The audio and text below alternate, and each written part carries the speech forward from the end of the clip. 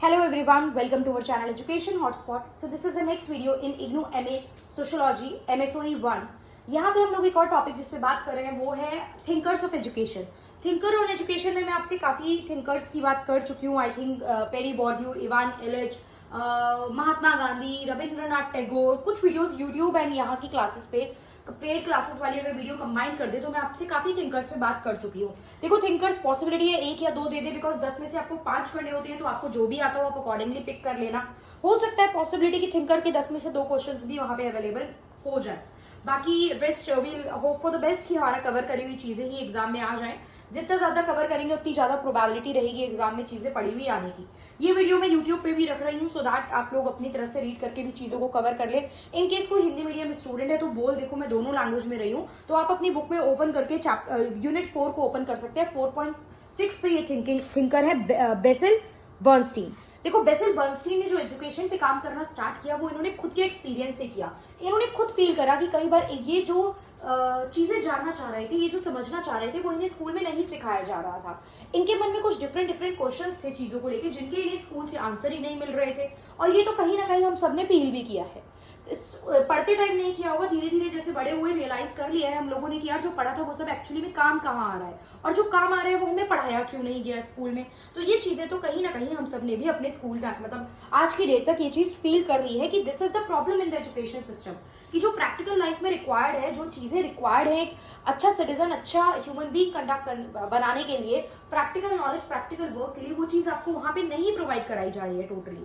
तो यही चीज इन्होंने भी फील करी. तो क्या था चीजें देख लेते हैं. He was a son of Jewish immigrant from London East End. As a child, his mind was occupied with simple basic question to answer. इनके दिमाग में कुछ क्वेश्चन थे जिनका आंसर करिकुलम यानी सिलेबस में नहीं था. क्वेश्चंस, अब ये क्वेश्चंस एग्जाम में मत लिखना बट ठीक है लिख सकते हो कि इनके दिमाग में कुछ क्वेश्चन थे जिनके आंसर इन्हें करिकुलम से नहीं मिल रहे थे.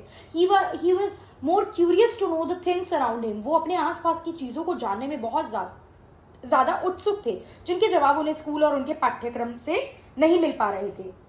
वो क्या क्या जानना चाहते थे, जैसे कि उनके फादर इतना हार्डवर्क क्यों करते हैं, क्यों मॉर्निंग में वो मुझे नहीं दिखते हैं, क्यों वो इवनिंग में लेट आते हैं, क्यों मेरी मदर काम के लिए जाती है, क्यों हमें स्कूल के लिए इतनी दूर पैदल वॉक करके जाना पड़ता है. ये सब इनके क्वेश्चंस थे. After completing 11+, he joined the grammar school in which he felt completely alienated because he could not relate with the structure of the content. क्योंकि इन्हें समझ नहीं आ पाता था कि उसका स्ट्रक्चर क्या है जो भी चीजें चल रही हैं.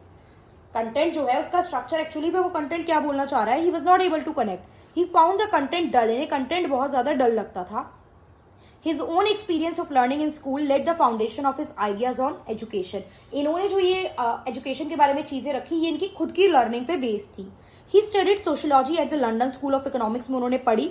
वहां पे उन्होंने स्टूडेंट को वहां पे इनकरेज किया गया स्टूडेंट को कि एक्सप्लोर करें कि जो सोसाइटी में ये जो इनइक्वालिटी है, ये जो भेदभाव है वो क्यों एग्जिस्ट कर रहा है on the terms of education. कुछ को मिल रही है, कुछ को नहीं मिल रही है, हेल्थ वेलफेयर के बेसिस पे.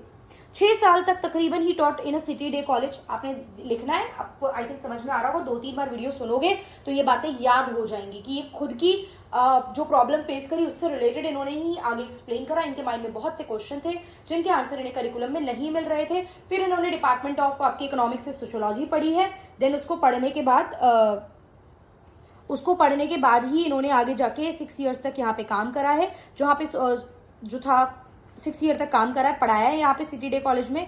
उनके स्टूडेंट वो लोग थे जो अपनी फॉर्मर एजुकेशन में जो पहले जो पढ़ रहे थे उसमें कहीं ना कहीं अनसक्सेसफुल रहे, वहां पे सक्सेस नहीं हो पाए, फेल हो गए, तो यहाँ पे वो चीज पढ़ने आ रहे हैं. तो अब देखो इन्हें कमी थी कि इन्हें प्रैक्टिकल चीजें नहीं पढ़ाई जा रही थी. तो when he become teacher he try to teach the children that. वो चीजें पढ़ाने लगे. बाद में इनका थोड़ा सा इंटरेस्ट लैंग्वेज की तरफ भी आपका थोड़ा सा जागा था. He was appointed senior lecturer. फिर ये सोशियोलॉजी के सीनियर लेक्चर बने और बाकी अपनी लाइफ उन्होंने रिसर्च और ये सब थीसिस वगैरह ही लिखी. अब ही इज वाइडली अक्लेम्ड. इन्होंने एजुकेशन पे थ्योरी दी है, ऑब्वियस बात है, थिंकर ऑन एजुकेशन पढ़ रहे हैं. अब इन्होंने 2 बातें बोली. स्पीच पैटर्न पे बात की कि जिस तरीके से हम बात करते हैं ना एक दूसरे से, कम्युनिकेशन होती है वो इंपॉर्टेंट होती है. तो इन्होंने 2 चीजें बोली, restricted code and elaborated code. देखो ध्यान से समझो, सिंपल बहुत आसान है. रिस्ट्रिक्टेड कोड नाम में है रिस्ट्रिक्टेड, संकुचित. जब आप प्रतिबंध लगा रहे हो मतलब आप लिमिटेड शब्दों में सामने वाले से बातें कर रहे हो, आप ग्रामेटिकली सेंटेंस को बहुत शॉर्ट रख रहे हो, आप पूरा सेंटेंस कंप्लीट नहीं कर रहे हो, सब्जेक्ट वर्ब ऑब्जेक्ट ये सब कोई स्ट्रक्चर नहीं है सेंटेंस का. ठीक है.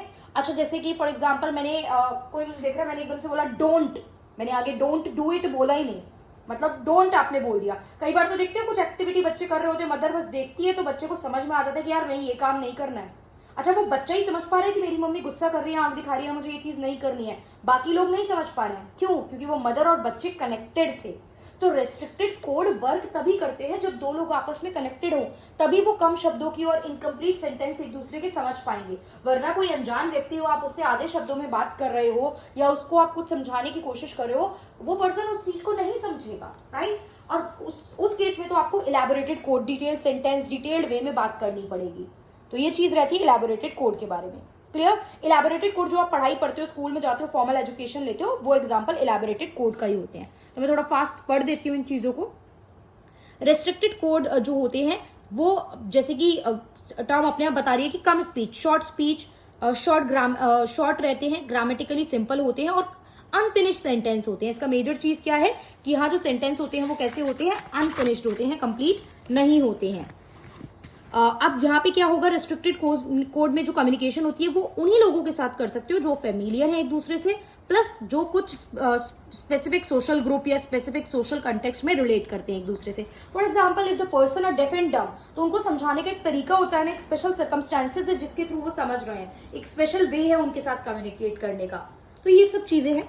देन इलेबोरेटेड कोड मतलब वर्बलाइजेशन ऑफ द मीनिंग्स, डिटेल में आप बात कर रहे हो। मीनिंग्स जो है यहाँ पे सोशल कंटेंट की बात की जा रही है, यूनिवर्सलिस्टिक होते हैं, मतलब सार्वभौमिक होते हैं, सब जगह होते हैं। तो यहाँ पे इन्होंने स्पीच कोड्स और सोशल क्लास के बारे में बात भी की, प्लस इन्होंने ये बोला कि जो फॉर्मल एजुकेशन होती है, जो स्कूल में एजुकेशन दी जा रही है, वो किसके थ्रू दी जाती है, इलेबोरेटेड कोड्स के थ्रू दी जाती है, जो कि यूनिवर्सलिस्टिक है, जो हर जगह है।